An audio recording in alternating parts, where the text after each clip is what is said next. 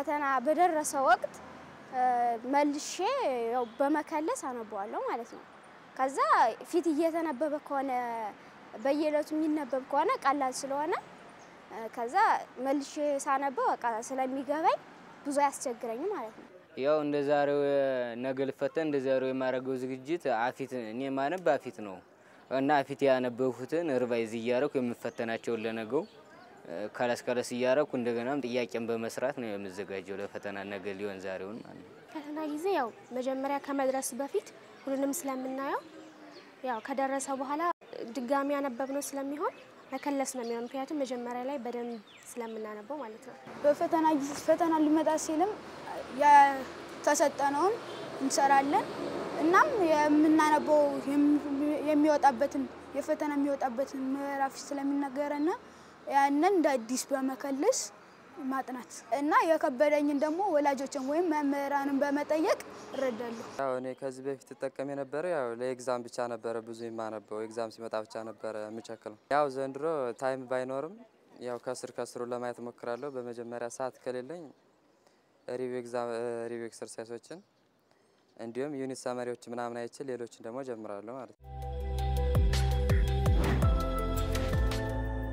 ውድ ተመልካቾቻችን አስኳላችን አሁንም እንደቀጠለ ነው ቀደም ሲል እንግዲህ የተመለከትነው በተለያየ ክፍል ደረጃ ያሉ ተማሪዎች ፈተና እለት ሲደርስ እንዴት እንደሚዘጋጁ ነበር የነገሩን አሁን ደግሞ ፈተናን ሲደርስ ተማሪዎቹ እንዴት መዘጋጀት አለባቸው የሚለውን ሳይንሳዊ መንገዱ ምን ይመስላል የሚለውን ደግሞ መምህር እሱ ባለው ነጋ የደብረ ማርቆስ ዩኒቨርሲቲ መምህር ናቸው ሳይንሳዊ መንገዱን ደግሞ ይነግሩናል ከኛ ጋር መልካም ጊዜ ይሁንላችሁ እሻቱ ስባለው ስለመጣ አመሰግናለሁ አንተ ያልኩ ልቀጥል እሺ አመሰግናለሁ እንግዲህ ተማሪዎቹ ፈተና ሲደርስ እንዴት ነው ዝግጅት ማድረግ ያለባቸው ተማሪዎች በፈተና ወቅት እንግዲህ ዝግጅት የሚያደርጉበት ምህዳር በዋናነት በሁለት ነው የሚከፈለው አንድ እግር ኳስ ቡድን እግር ኳስ ለመጫወት መጀመሪያ ሜዳው ነው መስተካከል ያለበት ወይም አንድ ፈረስ ጋላቢን ብንወስድ ሜዳው ነው መስተካከል ያለበት ከዛ በኋላ ደግሞ እንዴት ፈረስ መጋለብ ይችላል የሚለውን በደንብ ማጤንና መገንዘብ በጣም ያስፈልጋል ማለት ነው ስለዚህ ተማሪዎች ከምንም ቀድመው የተስተካከለ አእምሮና ማይንድ ሴት ሊኖራቸው ይገባል ያም የሚጀምረው ደግሞ የተስተካከለ ግልጽ የሆነ ግብ ማስቀመጥ ነው የመጀመሪያው መነሻ መሆን መቻል ያለበት ማለት ነውና አባቶችም ይላሉ ማንጸሪያ የሌለው ትውልድ ዘመኑ ይባክናል ይላሉ ማንጸሪያ ማለት ቪዥን ነው ቪዥን ማለት ደግሞ ይሄ ተማሪዎቹ ሊያመጡት የሚፈልጉት ውጤት ሪሊ ምንድነው ሳይፈሩ ምንም ሄጂቴት ሳያረጉ ሊያመጡት የሚፈልጉትን ውጤት በኮንፊደንስ ደብተራቸው ላይ ጧትና ማታ የሚያዩት ቦታ ላይ መጻፍ ይተበቅባቸዋል ማለት ነው ግልጽ የሆነ ግብ ይሄ ግብ እንዲባንኑ ሰው ቀስቅሷቸው ከሚነቁት በላይ ህልማቸውን ሲያስታውሱት ግባቸውን ሲያስታውሱት ይነቃሉ በልተው ተጥተው ከሚነቃቁት በላይ ያንን ግብ ባምሯቸው ሲያዩት የጻፉትን ቁጥር ያሰምሩትን ነገር ሲያዩት ባይነ ህሊናቸው ብንን ይላሉና ከዚህ መጀመር መቻል አለበት ሁለተኛው መሰረታዊ ነገሩ ደግሞ ምንድነው ይሄ ግብ ስላስቀመጥ ነው ብቻ vision without taking action is like watching television ይላሉ ብዙዎቹና ግብ ማስቀመጣችን ብቻ በቂ አይደለም ያንን ያስቀመጥነውን ግብ ማምጣት እንደምንችል ማመን ራሳችንን ማመን ያስፈልጋል ለዚህ ቅዱስ ያሬድ ከዛች ትል እንደተማረው ሁሉ እኛም እንድንማርበት አንድ እንስሳ ማንሳት ፈልጋለሁ which is አንበሳ ላይኦን ስንወስድ የጫካው ንጉስ ነው አሁን ንጉስ even if የኛ ልጆች ራሱ አንድ ነገር ሲያደርጉ ምንድነው በምንድነው ሲምቦላይዝ የምናረጋቸው አንበሳ ነው እና ለምንድነው አንበሳ የጫካው ንጉስ የሆነው ብለን ስናስብ ምናልባት ረጅም ስለሆነ ይሆን ካል አይደለም ጂራፍ the tallest animal in the jungle እንግዲህ ረጅም አይደለም ስንል ግን ረጅም አለመሆን ለአንበሳው መጉደል ነው ጎደሎነት ነው ውስንነት ነው ግን ከነውስንነት ከነጎደሎነት ማሸነፍ ይቻላል ላርጀስት አኒማል ካል ደግሞ በጣም ከሱ የበለጡ በጣም ላርጅ ሆኑ ኤሌፋንትን ብንወስድ ሄቪየስት አኒማል ኢን ዘ ጃንግል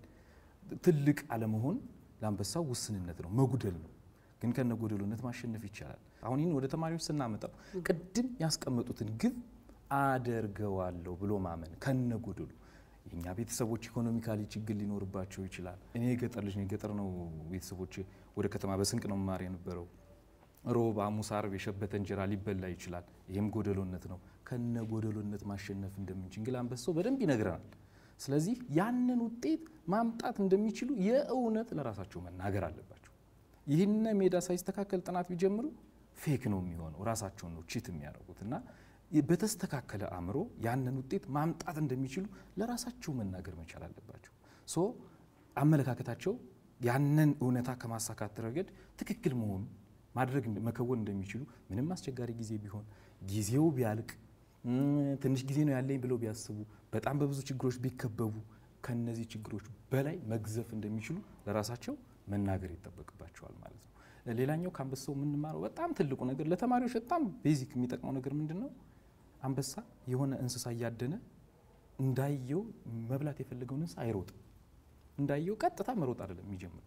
እንዳየ ከመንጋው መካከል የትኛው ትልቅ እንደሆነ የትኛው ለባለቤቱ እንደሚተርፍ የትኛው ለኤክስቴንድድ ፋሚሊ ሊተርፍ እንደሚችል ከመንጋው መካከል ትልቁን ይመርጣል።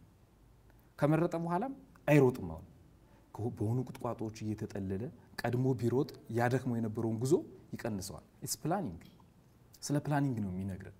መጨረሻ ላይ ግን ከዚህ በኋላ ብሮጥ አታመልጠኝ የሚችን እንስሳ ብሎ ካመነ በኋላ መሮጥ ከጀመረ በኋላ ድንገት መንጋው ተበትኖ መጀመሪያ ፕላን ካረጋት እንስሳው ብትወድቅ እንኳን ቼክ ያረጋት ዘ ቫልዩ ኦፍ ፎከስ መጀመሪያ ፕላን ያረጋትን ዋጋ ከፍሎ ጉርባዋን አንቆ ለቤተሰቦቹ ያበረክታል ማለት ነው።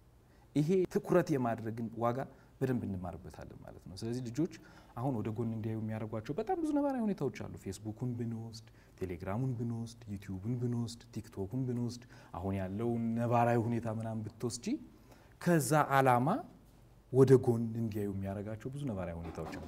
ከአንበሳው መማር ከቻሉ ግን ትኩረታቸው ውጤትና መጀመሪያ ያስቀመጡት ግብ ላይ ብቻ ይሆናል ማለት ነው። ስለዚህ ይህንን አስተካክሎ መጀመር በጣም አስፈላጊ ነው።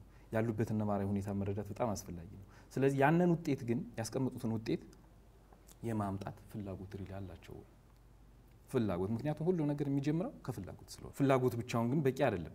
ምክንያቱም እኔ ለምሳሌ በጣም የቅርጽ ተወዳዳሪ መሆን ብፈልግ ያን ስለፈለኩ ብቻ የቅርጽ ተወዳዳሪ ሊሆን አልችልም። እንዴት የቅርጽ ተወዳዳሪ መሆን እንዳለብኝ ምን ያስፈልገኛል? እውቀት ያስፈልገኛል ማለት ነው። እውቀቱን ካላገኘሁት በስተቀር እዛ ልደርስ አልችልም።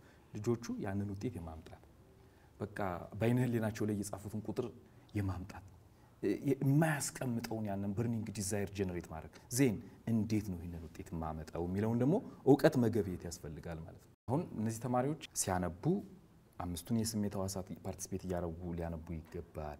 የሚያነቡትን ደግሞ አባቶች ምን ይላሉ? በቃል ያለ ይረሳል፣ የተጻፈ ደግሞ ይወሳል ይላሉ። ስለዚህ ሾርት ኖት፣ ሰልፍ ኖት ያወጣሉ። ሾርት ኖት ማለት ግን መጽሐፉ ላይ ያለውን ድጋሜ ደብተር ላይ መጻፍ ማለት አይደለም። ዲኮንስትራክት እያደረጉ ወደ ራሳቸው መንገድ እያመጡ ሾርት ኖታቸውን ወይም ደግሞ ሰልፍ ኖታቸውን ያወጣሉ። አንደርስታንድ ያደርጉታል፣ በራሳቸው መንገድ ይረዱታል። እነዛን ሾርት ኖቶች ኤንቨሎፕ ማድረግ ያስፈልጋል። ቅድም ያወጣቱን ሾርት ኖት ምጥለው ከሆነ ሪጀክት ማድረገው ከሆነ ለነገ ፈተና ዛሬ ላይ ልጠቀመው አልችልም። ገብቶሻል? ስለዚህ ያንን ለማድረግ እያንዳንዱን ኮርሶች ሲያነቡ ሰልፍ ኖት እያወጡ ማንበብ ይጠበቅባቸዋል። አሁን ከዛሬ ጀምሮ ከዛ በኋላ ዛሬ ላይ ተቀምጠው ለነገ ፈተና ኦቨርናይት ሲያነቡ አይደለም የሚያድሩት። እነዛን ሰልፍ ኖቶች ነው ሪቫይዝ የሚያደርጉት። መጀመሪያ አይናቸውን ጨፍነው ህሊናቸው ውስጥ ያለውን ነገር ማስታወስ ሜሞራይዝ ማድረግ ይጀምራሉ። ምክንያቱም እነዚህ ልጆች ወደ ፈተና ሲገቡ ደብተር ይዘው አይገቡም፣ መጽሐፍ ይዘው አይገቡም። ምንም ይዘውት የሚገቡት ነገር የለም። ምን ይዘው ነው የሚገቡት? አእምሮ ነው ይዘው የሚገቡት። ስለዚህ አእምሯቸው ላይ ያለው ምንድን ነው? ለምሳሌ ነገ ማትማቲክስ ከሆነ የሚፈተኑ ማትማቲክስ 9ኛ ክፍል ላይ ምን ይዣለሁ ብሎ ራሳቸውን ጠይቃሉ። 10ኛ ክፍል ምን ይዣለሁ ብሎ ራሳቸውን ጠይቃሉ። 11ኛ ክፍል ላይ ምን ይዣለሁ ብሎ ራሳቸውን ጠይቃሉ። 12ኛ ክፍል ላይ ምን ይዣለሁ ብሎ ራሳቸውን ጠይቃሉ። ከዛ በኋላ ግን ጋፕ ካገኙ if there is a certain gap እነዛን ሾርት ኖቶች ያወጡና ምን ያደርጋሉ? ጋፓቸውን ፊል ያደርጋሉ እንጂ ዴፕዝ የሆነ ጥናት ውስጥ አይደለም የሚገቡት። እንደዛ ሲሆኑ ፊዚካሊ አክቲቭ አይሆኑም ፈተና ላይ። እኔ በህይወቴ ማቃቸው ብዙ ጓደኞች አሉኝ ኦቨርናይት ሲያነቡ አድረው ፈተና ያበላሹ ማለት ነው። ስለዚህ በቂ እረፍት ማድረግ ይጠበቅባቸዋል። ያ ማለት ግን ምንም ነገር ሳያነቡ ማደር አለባቸው ማለት ግን አይደለም። እነዛን ሾርት ኖቶች አናላይዝ እያደረጉ ወደ ራሳቸው እያመጡ ሪያላይዝ እያደረጉ ነው ማደር ያለባቸው። ዛሬ ላይ ሆኖ ለነገ ፈተና ከሆነ የምናስበው ማለት ነው። ትክክል። ፈተና ሲባል ያው ያስጨንቃል። አሁን ከባድ ነው የሚመጣ ቀላል ነው የሚመጣ ማለት አለ። ግን በቃ ካጠኑት ሁሉም ቀላል ስለሆነ ያው የሰራውትን አገኛለሁ። የሰራውትን መጨነቅ አለ በሆድ ግን የሰራውትን ማግኘት ያው እንግዲህ ግድ ይላል ያስባል።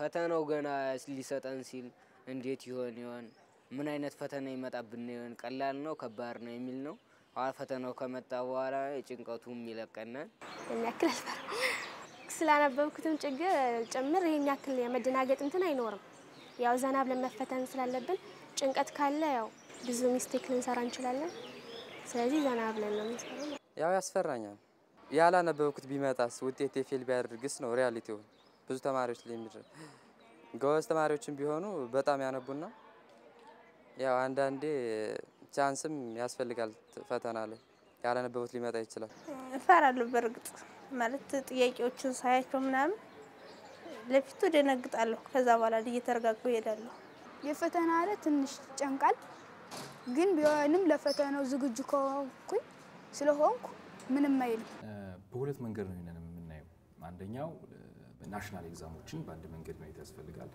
ሌላኛው ደግሞ የክላስ ፈተናዎች ሌላ አይነት ኮንሰርን አላቸው ምክንያቱም ተማሪ ብቻውን ተማሪ አይደለም ያስተማሪው የወላጅ የጓደኛ የራሱ ውጤት ስለዚህ የክላስ ፈተና ሲሆን ምናልባት መምህራኖች የሚያወጡት ፈተና ዲፔንድስ ያደርጋል እነኚህ ሳይኮሞተርስ ዶሜኑን ኮግኒቲቭ ዶሜኑን አፌክቲቭ ዶሜኑን ተረድተው ጥያቄ የሚያወጡ መምህራን ከሆኑ ወይም ደግሞ በክላስ ያለው አሰስመንት ለናሽናል ኤግዛም በሚያበቃ መንገድ የሚወጣ ከሆነ ችግር የለው ምክንያቱም ቤንችማርክ አላቸው ልጆቹ እነኚህ ኮርሱ ሲጀምር ምዕራፉ ሲጀምር የተቀመጡት ነጥቦች አሉ አይደለ እነዛ ነጥቦች ገብተዋቸው ተረድተዋቸው ኢቭን እነሱ አልተረዱት ከሆነ ደግሞ ከጓደኛ ራሱ ይሄ ማለት ምን ማለት ነው ይህን ቻፕተር እንደው አንብቤው ነበር ይሄኛው ጽንሰ ሐሳብ ግን አልተረዳሁትም ምን ለማለት ፈልጎ ነው ምናምን ብለው እነዛን ነጥቦች መያዛቸውን ማረጋገጥ መቻል አለባቸው በተለይ 6ኛ ክፍሎች 8ኛ ክፍሎች 12ኛ ክፍሎች እነዚህን ነጥቦች መሰረታዊ አድርገው ነው መዘጋጀት ያለባቸው ምክንያቱም ክልል አቀፍም ሆነ ሀገር አቀፍ ፈተናው ይህንን መሰረት ያደረገ ስለሆነ ማለት ነው በቃ መመዘኛ መስፈርቶቹ እነሱ ናቸው ሌላ ከዚህ በፊት የነበሩ የፈተና ወረቀቶችን በማየት ፈተናው የት አካባቢ እንደሚያጠነጥን ተረድቶ ነው ወደ ጥናት መግባት ያለባቸው እንጂ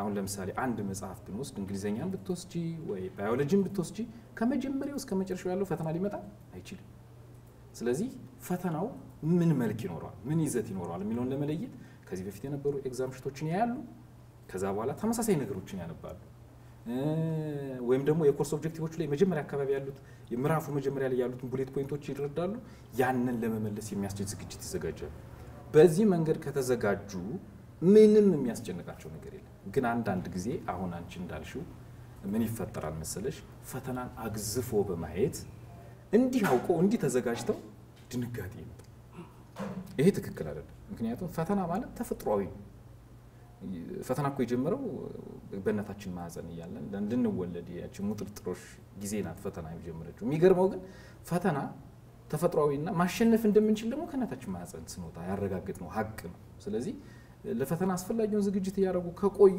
ምንም የሚያስጨንቅ ነገር የለም ያንን ስቅ መሰነቅ ግን አምሮ ውስጥ ማስቀመጥ ግን ግድ ነው አንዳንድ ጭንቀቶችና መፍራቶች የሚመጡት ግን ስንቅን ካለ መሰነቅ ጉዞዬ ረጅም ሆኖ የግማሽ ቀን ስንቅ ካያስኩ ይሄ ምንም ጥያቄ የለውም ከመፍራት ከመደንገጥ ወደ ኋላ ልል አልችልም because it's natural ስለሆነ ልጆች አሁን ያላቸውን ጊዜ በደንብ ኮንደንስድ በሆነ ኤንቫይሮንመንት ማለት እነሱን ከሚያዘናጋ ምህዳር ርቀው ጨዋታው ነገ ይደርሳል ቲክቶክ ነገ ይደርሳል ማንኛውም ይሄ ጠቢው ሰለሞን እንዳለው ለሁሉም ጊዜ ያለው እንዳለው ሁሉ አሁን ለትምህርታቸው ትኩረት ሰጥተው አምሯቸው ውስጥ መሰነቅ ያለባቸውን ስንቅ ሰንቀው ከሄዱ የሚያስፈራም የሚረብሽም የሚያርበተብትም ነገር የለም ምክንያቱም እነሱ ከፈተናው በላይ መግዘፍ ስለሚችሉ ማለት ነው በዛ መንፈስ ነው መዘጋጀት ያለባቸው ሌላ በፈተናው ተማሪዎች ማድረግ የሌለባቸው የመጀመሪያው ነጥብ ፈተና ሰዓት ላይ ፈተና ቦታ ቀድመው መገኘት መቻል አለባቸው የሚገርመው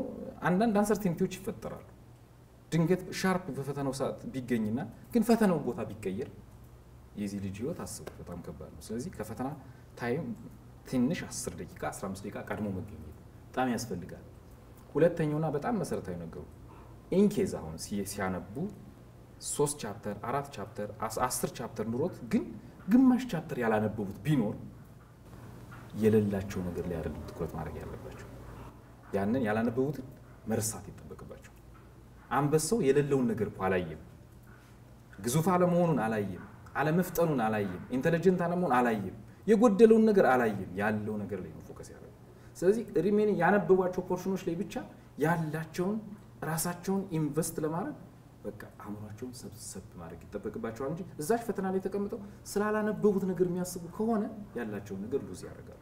ይሄ በጣም ጥንቃቄ ማድረግ ያስፈልጋል። ሌላኛው በጣም ካሉባልታና ከውጅንብር ወሬዎች ራሳቸውን መጠበቅ አለባቸው። ብዙ ተማሪዎች በቂ ዝግጅት ያላደረጉ ተማሪዎች ፈተናው ወጣ እንዲህ ያልተባለበት ጊዜ የለም። በተለይ ለናሽናል ኤግዛም 12ኛ ክፍል ላይ ፈተናው ወጥቶ እየተሰራ ነው እዚህ ዩኒቨርሲቲ ምናምን በለ ውሸት።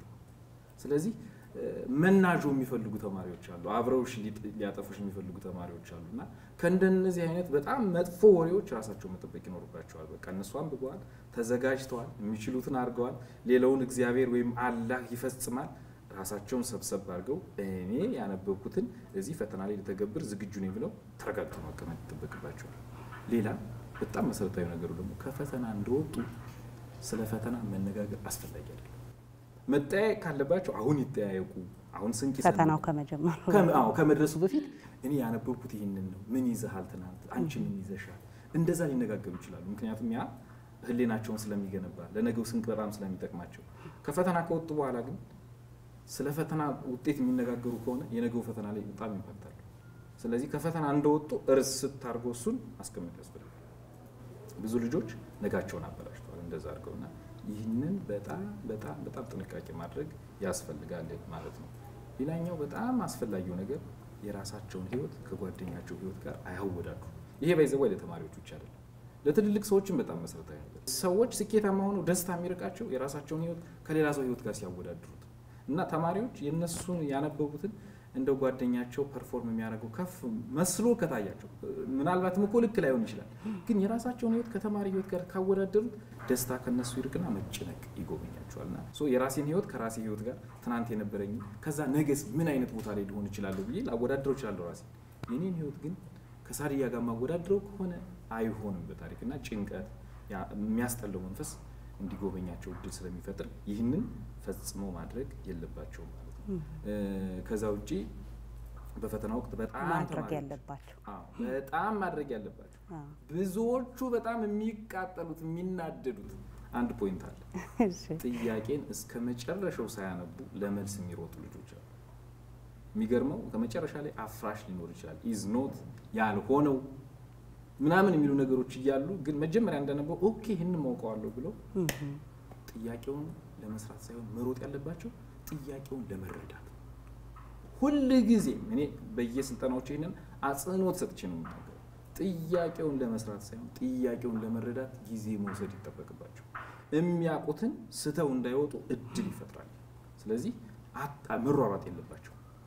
ምንድነው ማድረግ ያለባቸው?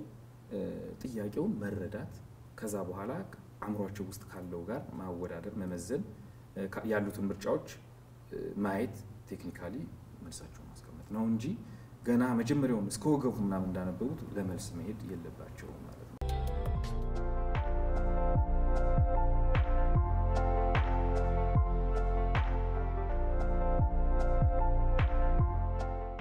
መጀመሪያ ከባድ የሆኑብኝ ጥያቄ ያለፍኩኝ ቀላሎችን መጀመሪያ ሰራና ምልክት አረግና ከዛ ወደ ከባዱ ያው ከባድ የተባለው መጨረሻ ላይ ብጨናነቅም ካቃተኝ ያው በቃ እሰራዋለሁ ማለት ነው ዝም ብዬ በግምት ቢሆንም ግን መጀመሪያ ከባዱን ስሰራ ቆይቼ ከዛ ሰዓት ስለሚያልቅብኝ የማገኘውን ቀላሉን ሁላ ስለምረሳው ስለምደነጋገር መጀመሪያ ቀላሉን አርፌ እሰራለሁ ማለት ነው። ከገባው በኋላ ጥያቄውን ሁሉን አጭር መልሱን ምናምን አይና የሚከብደኝን እያለኩ ቴክ እያረኩበት ዋናውን ሰርቼ አልፋለሁ ማለት ነው። ከዚያም መለስ ብዬ ሁሉን አስተካክዬ እሰጣለሁ። መጀመሪያ ሁሉንም አየዋለሁ። ከዛ ምሰራውን መስራት የምችለውን እሰራለሁ። ከዛ ማስራት የማልችለውን ደግሞ ቲክ አድርጌ ሁሉንም ሰርቼ ከዛ ተመልሼ እንደገና አየዋለሁ። መጀመሪያ እዛው ላይ እንትንልና መልስ መስጫው ላይ ካረጋጋትኩ በኋላ እሰራለሁ ማለት ነው። የምችላቸውን እየሰራው ማልችላቸውን ማለት በደንብ ክሪቲካል ቲንኪንግ የሚጠይቁትን እያለፍኳቸው ቀለል ያሉትን እየሰራው በኋላ ወደ ዋናዎቹ መለሳለሁ ማለት ነው። እና እንደ አብዛኛው ተማሪ እኔም ፈተና ላይ መደናገጥ አለ። የፊቱን እያየሁ አንዷን እያነበብኩ አንዷን ነው የምሰራ። የሚከብደኝ ከሆነ ልፍ እያልፍ ቆይና ከዛ በኋላ ስጨርስ እሰራለሁ። አሁን ተማሪዎችም የሚያነሷቸው ሀሳቦች አሉ። እንዴት ፈተና ትሰራላችሁ ብዬ ስጠይቃቸው ያው ጥያቄውን መጀመሪያ እናያለን፣ ከዛ ቀላሉ እንሰራለን፣ ከዛ በኋላ ወደ ከባዱ እንሄዳለን የሚል ሀሳብ ሰጠውኛልና ሳይንሳዊ መንገዱ ምን ይላል? ይህ አሁን እንደ ሰዎች እንትን ይወሰናል ማለት አሁን 6ኛ ክፍሎች 8ኛ ክፍሎች ይህንን ቢያረጉት ችግር የለው። ምክንያቱም መልስ ነው የሚያከቡት አይደለ? የሚያጠቁሩት ነገር ምናምን የለም አንሰርሽት ላይ። ስለዚህ የቀለላቸውን እያከበቡ ቢመጡ ችግር የለው፣ ይቻላል። እኔም ሪከመንድ አደርጋለሁ። ከሚቀላቸው ሲጀምሩ አለኝ ያለ አይሞትም ይላሉ አባቶች። የመለሱትን እያሰቡ ሲመጡ አእምሯችን ደስታ ስሜት ሲፈጠር ሰውነታችን የሚያመነጨው ሆርሞን ፖዚቲቭ የሆነ ነገር ነው እና ፊዚካሊ አክቲቭ እንድንሆን ተስፋ ያዘልን ሰዎች እንድንሆን በዛ ቅጽበት ሌላ ሰው እንድንሆን ያደርገናል። ግን ከማንሰራው ጥያቄ ብንጀምር ስሜታችን ይቀየርና ሌላ ሆርሞን ነው የሚመነጨው ሰውነታችን ውስጥ። ምክንያቱም ያ ስሜት ሌላ ድርጊት እንድንፈጽም ስለሚያደርገን ማለት ነው። አልቻልኩም አልችለውም ወደሚል ድምዳሜ ያመጣናል። ግን ደግሞ ይሄ ለሁሉም ተማሪዎች የሚመከር አይደለም። ለምሳሌ 12ኛ ክፍሎችን ብንወስድ በኦንላይን የሚፈተኑ ከሆነ ሲጀመር ፕላትፎርሙ ጥያቄ እንዲያልፉ እንትን አይልም፣ አይጋብዝም። በሃርድ ኮፒ የሚፈተኑ ከሆነ ደግሞ ትልቁ ችግር ምንድነው? አንሰር ሽት ላይ ምንም ጥያቄ ማለፍ የለባቸውም። የመሰራቸውን የቀቡት ጥያቄ ወረቀቱ ላይ ግን አክበው ጥያቄ ምልክት ያስቀምጡ። ከዛ በኋላ የቀለላቸውን ጥያቄ ይስሩና ከዛ በኋላ ወደ እነዛኞቹ ጥያቄዎች መጥተው ጊዜ እየወሰዱ አናላይዝ እያደረጉ የሚሆነውን መልስ ማስተካከል ይችላሉ። እንደዛ ማድረግ ነው የሚጠበቅባቸው። በተለይ ለ12ኛ ክፍል እንግሊዘኛ ሰብጀክት ሁሉ ጊዜ የእውቀት ሳይሆን አብዛኛው ፈተና የሚሆነው የጊዜ ነው። ስለዚህ 12ኛ ክፍል እንግሊዘኛ ስትሰሩ ፕሊስ መጀመሪያ ግራመር ላይ ጀምሩ ነው ማለት። ግራመር በ20 ሰከንድ የሚመልሱት ጥያቄ አለ፣ በ30 ሰከንድ የሚመልሱት ጥያቄ አለ። ግራመሩ ላይ ከጀመሩ ከነዛ ኮሚኒቲቭና አጠቃላይ ነገሩን ስለ የሚያተርፉት ጊዜ አለ። ከዛ ቀጥሎ ወደ ምን ይሄዳሉ? ወደ ፓሴጅ ወደ ኮንቨርሴሽን ይሄዳሉ። ፓሴጁ ላይ ደግሞ ሾርት ፓሴጅ ላይ ይጀምሩ። ሾርት ፓሴጁን ከሰሩ በኋላ ለሎንግ ፓሴጁ በጣም የተረፈ ጊዜ ያገኛሉ። ስለዚህ ሪላክስድ ሆነው ይጨርሱታል ማለት። ግን ድንገት አሁን ሎንግ ፓሴጁ መጀመሪያ ቢመጣና ሎንግ ፓሴጁን ለመስራት ቢጀምሩ ያን ስራ ሎንግ ፓሴጁን ለመስራት እዛ ጥያቄያቸውን ቢጀምሩ የሚወስደው ጊዜ በጣም ብዙ ነው። ከዛ በኋላ አእምሯቸው ምን ይነግራቸዋል? ሰዓት እያለቀ ሩጥ ምናምን። ከዛ ቀድም ያልነውን ጥያቄውን ለመረዳት ሳይሆን ጥያቄውን ለመስራት ይፈጥናሉ። እዛ ስህተት ይመጣል ማለት። ይሄ የሆነው ግን ከየት ነው? ቴክኒካሊ መጀመሪያ ሲስተማቲክ ሆኖ ከቀላሉ ስላልጀመሩ።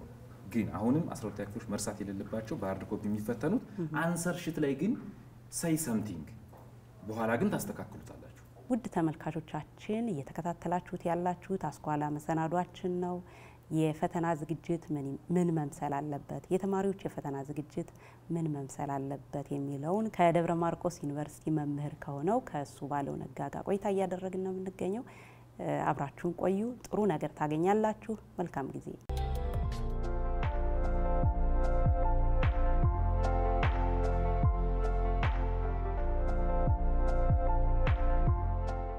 በቀረኝ ሰዓት እንዴት አድርጌ ባጠና ነው አቺቭ ላድርግ የምችለው? ጥያቄዎችን ብሰራ ወይስ በደንብ ባነብ ሙሉ በሙሉ ባነብ? እንዲሁም ክላስ ስገባ እንዴት አድርጌ ለፈተና ስገባ እንዴት አድርጌ መግባት እንዳለብኝ እንዲነግረኝ ነው የምፈልገው። ፈተና ከደረሰ በኋላ ለምሳሌ ዛሬ ቢሆን ማንበብ አለብኝ ዛሬውኑ ወይ ማለት የሆነ በምደናገጥበት ሰዓት ያነበብኩት ነገር ሊጠፋ ይችላል ወይ ናም ቢል ጠይቅ ይችላል። ባለሙያ ባገኝ የምጠይቀውን አንደኛ ያጠናን ስልቴ ቢያንስ አንድ ርዕስ አለ ቶፒኩ ማለቴ ንዑስ ርዕሶች ማለት ነው።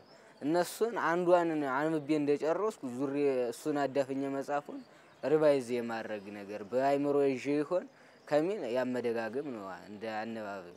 ሲቀጥል አንድ ዩኒት ከጨረሱ በኋላ ሪቪውንም ኤክሰርሳይሶችንም መስራት ነው እና እኔ በከዚህ ውጪ ሁኜ አጥንቼ ውጤቴን ለማሻሻል የምጠቀምበት ዘዴ ቢኖር እሱም ቢመክረኝ ደስ ይለኛል። የምጠይቀው ጥያቄ ያጠናሁትን ትምህርት እንዴት መያዝ እንዳለብኝና እንዴት በአይምሮ ውስጥ ማስቀመጥ እንዳለብኝ በምዕራፉ ብናያቸው በጣም መልካም ነው። አሁን እቺ 7ኛ ክፍል ልጅ የጠየቀችው ጥያቄ በጣም መሰረታዊ ጥያቄ፣ እንዴት ያነበብኩትን ነገር ማስታወስ በሚቻልበት ሁኔታ ላይ ያዘው የአብዛኛዎቹ ሰዎች ጥያቄ ነው። ብዙ ሰዎችም ይሸወዱበታል። እኔ ዩኒቨርሲቲ ግራጁዌት ሳደርግ የመጀመሪያ ዲግሪም ሁለተኛ ዲግሪ ብዙ አንባቢ ልጆች ግን ደግሞ የሚፈልጉትን ውጤት የማያመጡ አሉ። ያጋጥማል በየትኛውም ሁኔታ። አንዳንዶቹ ደግሞ የማያነቡ ብዙ ኢንጌጅመንት የሌላቸው የሚመስሉ ግን ጥሩ ውጤት የሚሰሩ ምናምን አሉ። አሁን ብዙ ሰዎች ባይ ዲፎልት እሱ እኮ አእምሮ የተለየ ነው ብለው ያስባሉ። ዳት ኖት ዘ ፋክት። እሱ አይደለም። የሚያነብበት መንገድ ግን ዲፈረንሱን ይፈጥረዋል። የሰው ልጅ አእምሮ በሁለት ነው የሚከፈለው፣ ንቁና ድብቁ የአእምሮ ክፍል ተብሎ ማለት ነው። ኮንሺየስ ሰብኮንሺየስ የምንለው ማለት ነው በእንግሊዝኛው። ንቁ የአእምሮ ክፍል ቴምፖራሪ የሆነ ስቶሬጅ ዲቫይስ ነው ያለው። ያ ማለት ኮምፒውተር ላይ እንዳለው ራም እንደምንለው ማለት ነው። እና ለአዳዲስ ነገሮች በጣም ሴንሲቲቭ ነው። ለምሳሌ ቅድም ስሜን ነገርኩሽ፣ ግን ባይ ዲፎልት በሆነ ፍጥነት ሊጠፋሽ ይችላል። ደካማ ስለሆንሽ አይደለም፣ ኮንሺየስሊ ኢንጌጅ ስላደረግሽ ነው በንቁ የአእምሮ ክፍል። እና ይሄ ንቁ የአእምሮ ክፍል አዲስ ሀሳብ ሲመጣ እንትን ነው፣ ፈጣን ነው። ግን ደግሞ ሌላ አዲስ ሲመጣ የሆነ ነገር ይከልለዋል፣ ደግሞ ሌላ አዲስ ሲመጣ ይከልለዋል፣ ሌላ አዲስ ሲመጣ ይከልለዋል እያለ አሁን ሁሉ ነገር ግልጽ ናቸው፣ የከበደን ነገር የለም፣ ኤቭሪቲንግ ኢዝ ሲምፕል በት ነገ ግን ላናስታውሰው እንችላለን። ስለዚህ ተማሪዎች ሲያነቡ ኮንሺየስ ስቴት ኦፍ ማይንድ ላይ ሆነው የሚያነቡ ከሆነ የመርሳት እድላቸው በጣም ከፍተኛ ነው። ማንበብ ያለባቸው ኮንሺየስ ፕላስ ሰብኮንሺየስሊ ማለት ኮንሺየስ መሆናቸው ትኩረት እንዲያደርጉ ያደርጋቸዋል። ግን ደግሞ ቆም ብለው ወደ ኮንሺየስ ማይንድ ወይም ደግሞ ወደ ድብቁ የአእምሮ ክፍል መውሰድ መቻል አለባቸው። እንዴት ነው የሚወሰደው ነው? ብዙ ጊዜ የሶሻል ተማሪዎች እንደውም ይህንን በስልጠናዎችም ብዙ ጊዜ ይከራከሩኛል ሁሉ። እንዴ ጋሽ ኮንሺየስሊ ማለት በንቁ የአእምሮ ክፍል እኮ ነው መሸምደድ የምንችለው። ሂስትሪን አሁን ካልሸመደድ ነው የትም ልንደርስ አንችልም። ከመሸምደድ ውጭ ምንም አማራጭ የለንም። ስለዚህ በቃ ገጽ በገጽ ካልሸመደድ ነው ይላሉ። የሚገርመው ሁሉን ነገር በኮንሰፕት መያዝ ይቻላል። ለምሳሌ የግድ እንደው መሸምደድ የምትገደዱበትን ፖርሽን እላቸዋለሁ። ለምሳሌ ፋክት ጥያቄ ልንጠየቅ እንችላለን። እሺ ምን እላቸዋለሁ?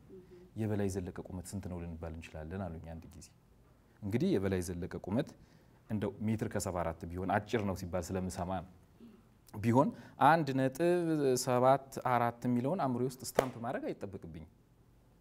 እኔ ሜትር ከ76 ከሆንኩ ወይ ሜትር ከ70 ከሆንኩ በላይ ዘለቀ እኮ በ4 ሴንቲሜትር ነው የሚበልጠኝ ብል ፐርማነንትሊ አእምሮዬ ውስጥ አስቀምጧል።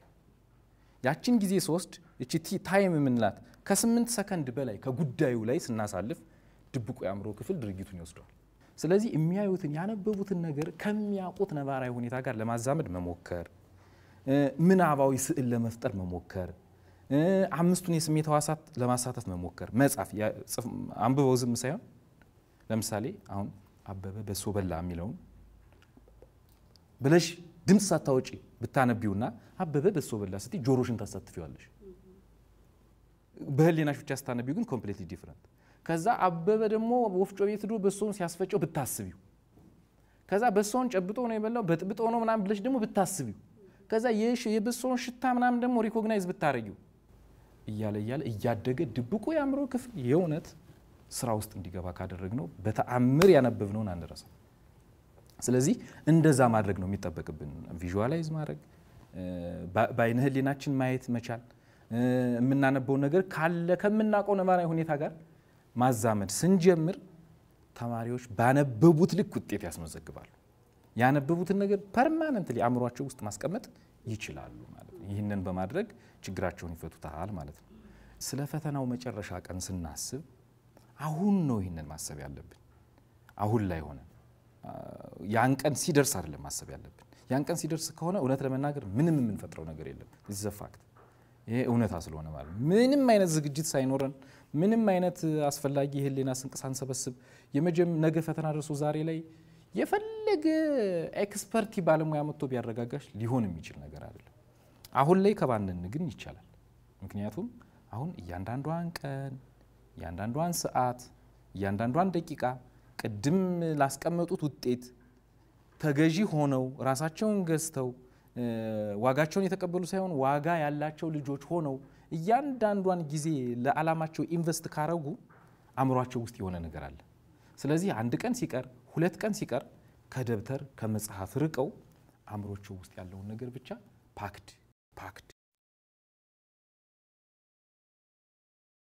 ይሄ ማይንድ ማፒንግ የምንለው አለ። አእምሮ ውስጥ የተገናዘበ ካርታ መፍጠር።